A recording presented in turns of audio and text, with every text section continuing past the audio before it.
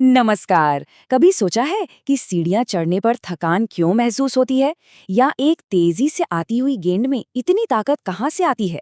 अरे, इन सब सवालों का जवाब फिजिक्स के 3 बहुत ही बेसिक कॉन्सेप्ट्स में छिपा है। कार्य, ऊर्जा और शक्ति। ये शब्द हम रोज की बातचीत में इस्तेमाल करते हैं, पर आज हम इनके पीछे की साइंस को समझेंगे। तो चलिए सीधे मुद्दे पर आते हैं और पहले सवाल से शुरू करते हैं। असल में ये कार्य या वर्क है क्या? लगता तो है कि इसका जवाब बड़ा सीधा साधा होगा, पर साइंस की दुनिया में इसकी कहानी थोड़ी अलग है। देखिए, हम अक्सर कहते हैं कि कोई पढ़ाई में कड़ी मेहनत कर रहा है या किसी मुश्किल पर सोच विचार का काम कर रहा है। लेकिन फिजिक्स के हिसाब से अगर कोई चीज अपनी जगह से हिली ही नहीं तो कोई काम हुआ ही नहीं। जरा सोचिए, कोई अपनी पूरी ताकत लगाकर एक बड़ी सी चट्टान को धकेल रहा है, पसीने पसीने हो गया है, पर वो चट्टान 1 इंच भी नहीं हिली। साइंस की नज़र में उसने जरा भी काम नहीं किया, जीरो वर्क। तो फिर साइंटिफिकली कार्य है क्या?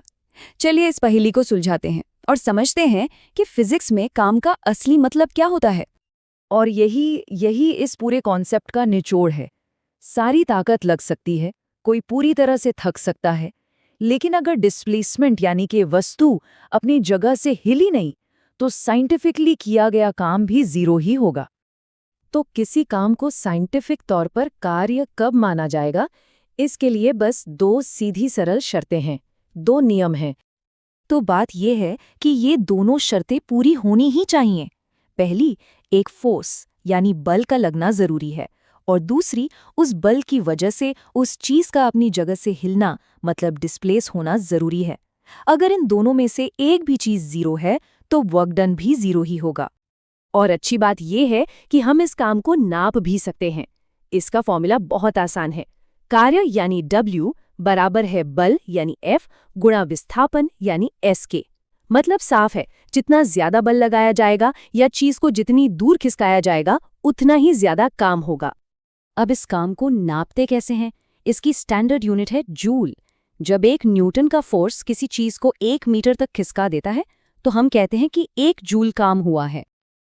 अच्छा, तो काम तो समझ आ गया। अब मिलते हैं इसके सबसे पक्के दोस्त से, एनर्जी यानी ऊर्जा। असल में काम करने के लिए एनर्जी की जरूरत पड़ती है। जब भी कोई काम होता है तो असल में एनर्जी एक रूप से दूसरे रूप में या एक जगह से दूसरी जगह ट्रांसफर होती है। ये दोनों एक दूसरे से बहुत गहरे जुड़े हुए हैं। ऊर्जा की सबसे आसान परिभाषा है काम करने की काबिलियत या क्षमता। मतलब अगर किसी चीज में एनर्जी है तो वो काम कर सकती है। सिंपल। जैसा कि यहाँ देख सकते हैं, एनर्जी कई रूपों में होती है। हीट, लाइट, इलेक्ट्रिसिटी, ये सब एनर्जी ही तो हैं। लेकिन आज हम खास तौर पर 2 तरह के मैकेनिकल एनर्जी पर फोकस करेंगे, पोटेंशियल एनर्जी और काइनेटिक एनर्जी। तो इन 2 जरूरी एनर्जी में आखिर फर्क क्या है? चलिए देखते हैं कि कैसे किसी चीज की पोजीशन और उसकी मूवमेंट एनर्जी को डिफाइन करती है। यहाँ दोनों में फर्क बिल्कुल साफ है। काइनेटिक एनर्जी किसी चीज में उसकी मूवमेंट या गति की वजह से होती है, जैसे एक तेज रफ्तार कार में।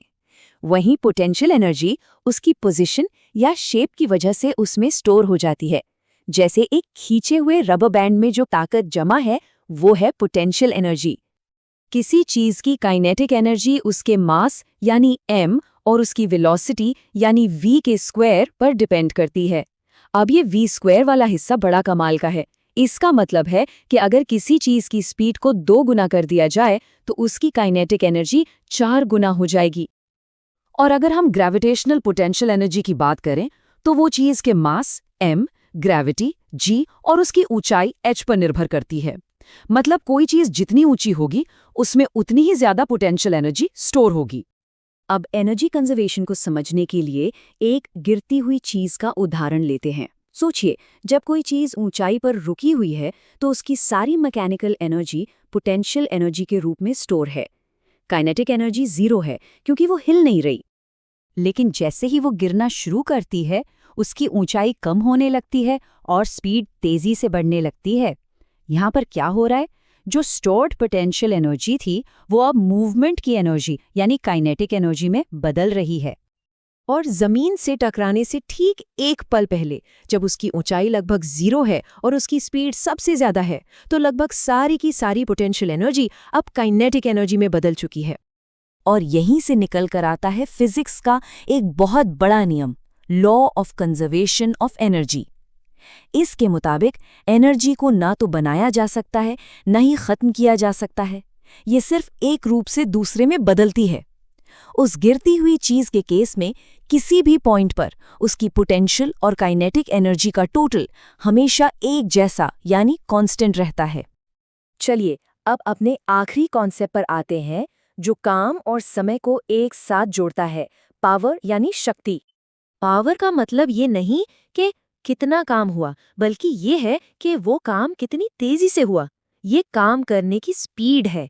इसका सीधा सा फॉर्मूला है पावर P बराबर है कार्य W डिवाइडेड बाय समय T। इस उदाहरण से सब कुछ साफ हो जाएगा।